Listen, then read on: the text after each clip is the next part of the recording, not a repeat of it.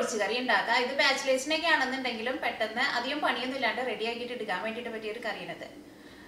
പിന്നെ ഈ കറി നമ്മൾ തേങ്ങ അരച്ചിട്ടാണ് ഈ കറി റെഡി ആക്കിയിട്ട് എടുക്കുന്നത്. പക്ഷെ ഇപ്പൊ വീടുകളിലൊന്നും ആരും തേങ്ങ ചരണ്ടിയിട്ട് എടുക്കണില്ലല്ലോ. കടയിൽ പോയിട്ട് തേങ്ങ വാങ്ങിച്ചിട്ട് വരെ മിക്സിയിൽ ഇട്ടിട്ട് അരച്ചിട്ട് എടുക്കുക. ഒരു 10 മിനിറ്റിനുള്ളിൽ കറി റെഡി ആക്കിയിട്ട് എടുക്കാൻ വേണ്ടിയിട്ട് പറ്റും. പിന്നെ ഈ കറി ചോറിന്റെ കൂടെ കഴിക്കാൻ വേണ്ടിയിട്ട് നല്ല അടിപൊളി ടേസ്റ്റ് ആണ്.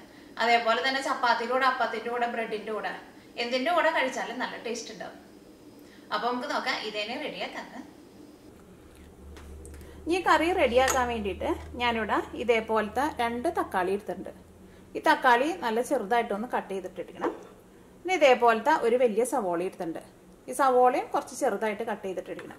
ഈ കറിയിലെ കഷ്ണങ്ങളായിട്ട് നമ്മൾ ചേർക്കുന്നത് തക്കാളിയും സവോളയാണ് കറിയിലെ കഷ്ണങ്ങളായിട്ട് ചേർക്കുന്നത്. ഈ കറി നമ്മൾ തേങ്ങ അരച്ചിട്ടുള്ള കറിയിലേക്ക് ചേർക്കുന്നത്. അപ്പം അതിന് വേണ്ടിയിട്ട് ഞാനിവിടെ 2.5 പിടി തേങ്ങ എടുത്തിട്ടുണ്ട്.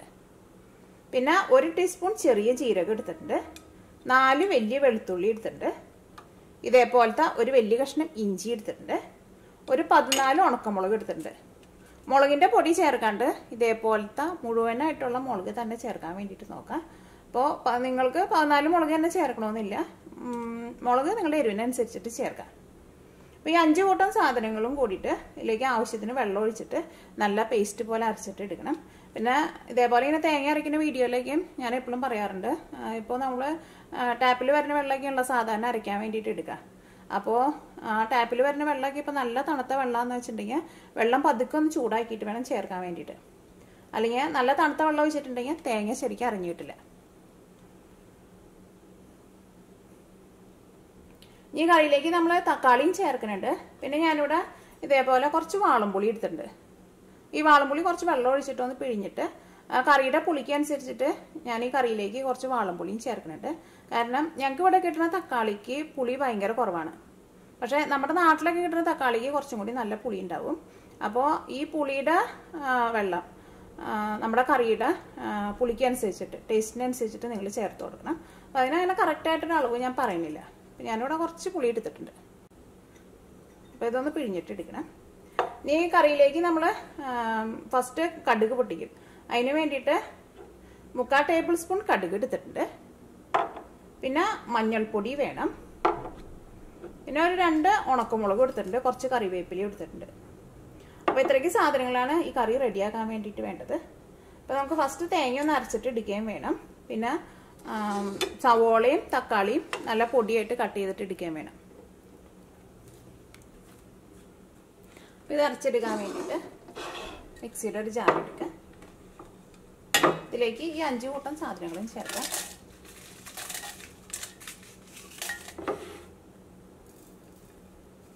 ജീരകം ഞാനിവിടെ ചെറിയ ജീരകമാണ് ചേർക്കുന്നത്.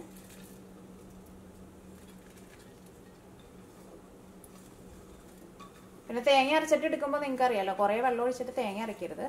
അങ്ങനെ തേങ്ങ അരച്ചിട്ടുണ്ടെന്നുണ്ടെങ്കിൽ തേങ്ങ ശരിക്കും അരഞ്ഞിട്ടില്ല. ഇതിലേക്ക് വെള്ളം ചേർക്കാം. തേങ്ങ ജസ്റ്റ് ഒന്ന് മുങ്ങിക്കിടക്കാൻ ആവശ്യത്തിനുള്ള വെള്ളം ഒഴിച്ചിട്ട് അരച്ചിട്ട് എടുക്കുക. പിന്നെ അറിയണില്ല എന്ന് വെച്ചിട്ടുണ്ടെങ്കിൽ രണ്ടാമതും വെള്ളം ചേർത്താൽ മതി. കാരണം തേങ്ങയുടെ മുകളിലേക്കാണ് വെള്ളം നിൽക്കണ്ട. സവാള കട്ട് ചെയ്തെടുത്തിട്ടുണ്ട്. തക്കാളിയും കട്ട് ചെയ്തെടുത്തിട്ടുണ്ട്. പിന്നെ തേങ്ങ നല്ല പേസ്റ്റ് പോലെ അരച്ചെടുത്തിട്ടുണ്ട്. പുളി പിഴിഞ്ഞെടുത്തിട്ടുണ്ട്. ഇത് വെച്ചിട്ട് നമുക്ക് കറിയാക്കാം. ഇത് കറിയാക്കാൻ വേണ്ടിയിട്ട് ഒരു പാൻ വെച്ചിട്ട് ചൂടാക്കാം.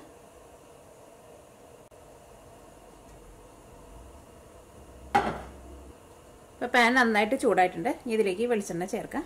ഈ കറി നിങ്ങൾ വെക്കുമ്പോൾ വെളിച്ചെണ്ണ ഉണ്ടെന്ന് വെച്ചിട്ടുണ്ടെങ്കിൽ വെളിച്ചെണ്ണയിൽ ഉണ്ടാക്കാം. ഇപ്പോൾ ഇവിടെ തണുപ്പായതുകൊണ്ടാണ് വെളിച്ചെണ്ണ ഇതേപോലെ കട്ട പിടിച്ചിട്ടിരിക്കുന്നത്.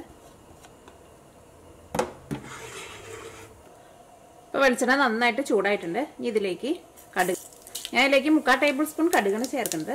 നിങ്ങൾക്ക് കടുക് അത്രയ്ക്ക് വേണ്ടാന്ന് വെച്ചിട്ടുണ്ടെങ്കിൽ കടുക് നിങ്ങളുടെ ഇഷ്ടത്തിനനുസരിച്ചിട്ട് ചേർത്താൽ മതി. ഇതിലേക്ക് ഉണക്കമുളക് ചേർക്കാം. ഈ പതുക്കൊന്ന് കുറച്ച് വയ്ക്കും. കടുക് നന്നായിട്ട് പൊട്ടിയിട്ടുണ്ട്. ഉണക്കമുളകും മൊരിഞ്ഞിട്ടുണ്ട്. ഉണക്കമുളക് ചേർത്ത് കഴിയുമ്പോൾ തീ നന്നായിട്ട് കുറച്ച് വെക്കണം. ഇതിലേക്ക് 1/2 ടീസ്പൂൺ മഞ്ഞൾപ്പൊടി ചേർക്കുക. തീ നന്നായിട്ട് കുറച്ച് തന്നെ വയ്ക്കാം.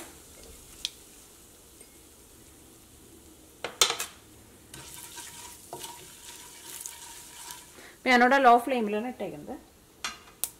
ഇതിലേക്ക് തക്കാളി ചേർക്കാം.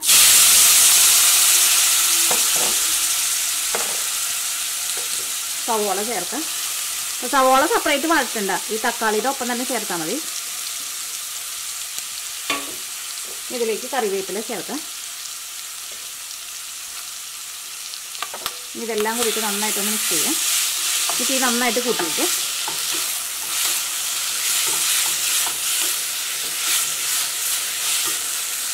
ഇത് നന്നായിട്ട് ഇതേപോലെ ഒന്ന് ഇളക്കി കഴിഞ്ഞ് കഴിയുമ്പോൾ ഇതിലേക്ക് നമ്മൾ അരച്ച് വെച്ചേക്കണം അരപ്പ് ചേർക്കാം. ഈ തക്കാളിയും സവോളയും ഒന്നും സെപ്പറേറ്റ് നമ്മൾ വേവിക്കണ്ട, അരപ്പിൻ്റെ കൂടെ ഇട്ടിട്ട് വേവിച്ചിട്ട് എടുക്കാം. ഇതിലേക്ക് അരച്ച് വെച്ചേക്കണം അരപ്പ് ചേർക്കാം.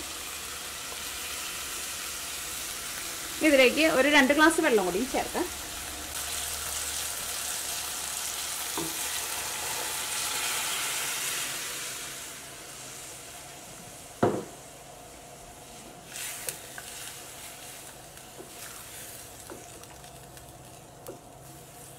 ഈ കറിയിലേക്ക് ആവശ്യത്തിന് ഉപ്പ് ചേർക്കാം. ഈ കറി പെട്ടെന്നാണ് റെഡിയാക്കിയിട്ട് എടുക്കാൻ വേണ്ടിയിട്ട് പറ്റും. ഈ കറി നന്നായിട്ടൊന്ന് തിളച്ചാൽ മതി. കാരണം ഇങ്ങനത്തെ കഷ്ണങ്ങളൊന്നും നമുക്ക് വേവേണ്ട ആവശ്യമില്ലല്ലോ. ഈ അരപ്പൊന്ന് നന്നായിട്ടൊന്ന് വേവണം.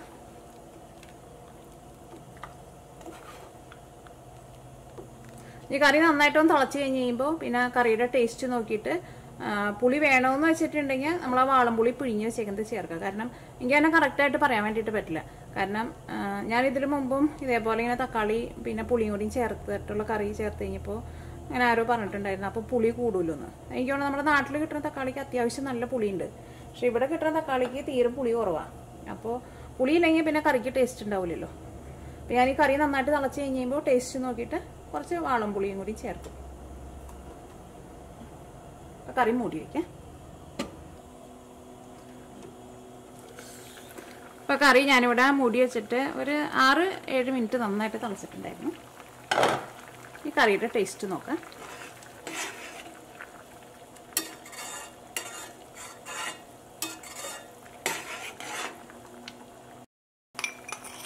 കറിയിൽ കുറച്ച് ഉപ്പ് കുറവുണ്ട്, ചേർക്കാം.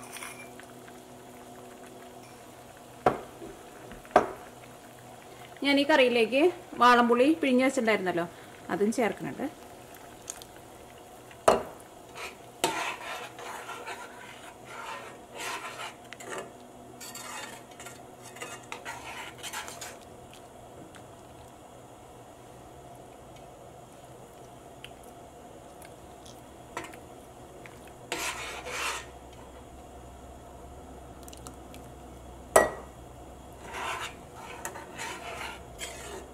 ഞാൻ 2 മിനിറ്റും കൂടിയും കറി ഒന്ന് മൂടി വയ്ക്കാം. ഇപ്പോൾ കറിയിലെ ഉപ്പും പിന്നെ പുളിയുടെ ടേസ്റ്റൊക്കെ നല്ല കറക്റ്റ് ഭാഗമായിട്ട് വന്നിട്ടുണ്ട്. അപ്പോൾ ഞാൻ ഇതിലേക്ക് ഇപ്പോൾ ഒരു 4 വെളുത്തുള്ളി ചേർത്തിട്ടുണ്ടായിരുന്നല്ലോ. അത്യാവശ്യം വെളുത്തുള്ളിയുടെ ഒരു കുത്തുണ്ട് ഈ കറിക്ക്. അപ്പോൾ നിങ്ങൾക്ക് വെളുത്തുള്ളി അത്രയ്ക്ക് വേണ്ടാന്ന് വെച്ചിട്ടുണ്ടെങ്കിൽ ഒരു 2 അല്ലെങ്കിൽ ഒരു 3 വെളുത്തുള്ളി ചേർത്താൽ മതി. ഇപ്പോൾ വെളുത്തുള്ളിയുടെ ടേസ്റ്റ് ഇഷ്ടമാണെന്ന് വെച്ചിട്ടുണ്ടെങ്കിൽ ഒരു 4 വെളുത്തുള്ളി വരെ ചേർക്കാം. ഈ മൂടി വെച്ചിട്ട് ഒരു 3-4 മിനിറ്റും കൂടി ഒന്നും കൂടി ഒന്ന് തിളപ്പിക്കാം.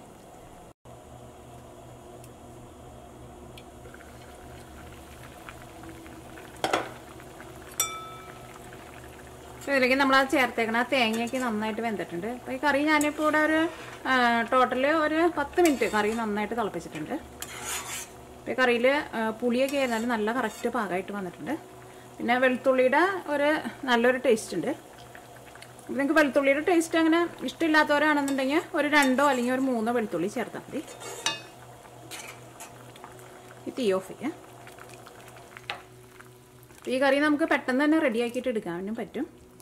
കറി എടുക്കുമ്പോൾ ഒരുപാട് തിക്കായിട്ട് എടുക്കണ്ട. ഇനി ഒന്ന് ചൂടാറി കഴിഞ്ഞ് കഴിയുമ്പോൾ ഈ കറി ഇരുന്നിട്ട് ഒന്നും കൂടി ചെറുതായിട്ടൊന്ന് തിക്കായിട്ട് വരും. ഈ കറി കാണുമ്പോൾ തന്നെ നിങ്ങൾക്ക് അറിയാലോ, നല്ല ചൂടുള്ള ചോറിലും കൂടെ ഒഴിച്ചിട്ട് കഴിച്ചിട്ടുണ്ടെന്നുണ്ടെങ്കിൽ അടിപൊളി ടേസ്റ്റ് ആയിരിക്കും.